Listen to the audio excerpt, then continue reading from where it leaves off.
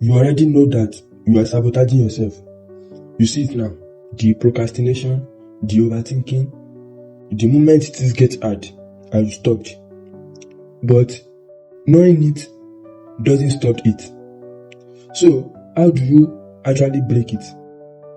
Awareness is powerful.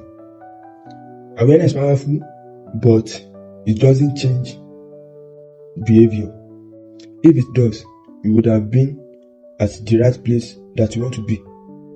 Now, what do you need? What you actually need is control. You can recognize your pattern and still repeat them, because awareness only shows you pattern, but behavior are driven by habit. And just because you know or understand your habit doesn't mean the habit will change. Knowing your habits or understanding them doesn't change habits. You don't sabotage yourself randomly. You do it at specific moments. Moments when you feel discomfort, when you feel pressure, or when you feel uncertainty. And your brain is trying to escape that feeling. So it pushes you back to the old pattern. Every self-sabotage pattern follow this.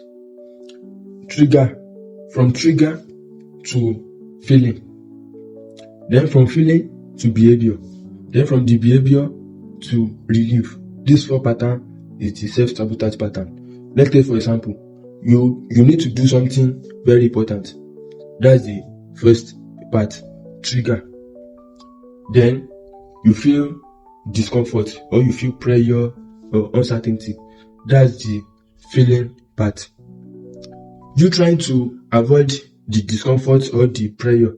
That's the behavior part. That is the pattern TV, right? That is the third pattern. You trying to avoid it. Then after you've avoided it successfully, you feel better temporarily, right?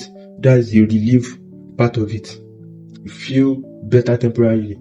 So your brain learns this 4 pattern. Your brain mastered it and repeat it regularly.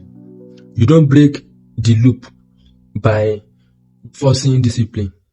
You break it by interrupting the pattern.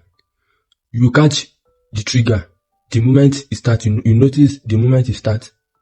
Then you don't try to escape that feeling. You stay with that feeling instead of trying to avoid it or trying to get away from that pressure or discomfort. You stay with it. You face it. Then step 3, you take small action. Even 1% progress counts. Like 1% progress, it counts. Then step 4, you repeat it consistently. This is how you rewire. If it feels uncomfortable, then you are doing it right. The mistake most people make is they are trying to avoid it, but that's not how it works. Growth and discomfort go together. You can't separate them. Before you can see growth, before you can experience growth, you have to face discomfort. And if you are not ready to face discomfort, you can't grow. Rewiring isn't about perfection. It's about repetition. Yes, the moment you try to choose a new action, you weaken the old pattern and do what? You strengthen the new pattern. You don't need more motivation. You need new response. And when that moment comes, that's where change begins. Subscribe and like. Comment also, because this is how you actually take control of your behavior. Thank you.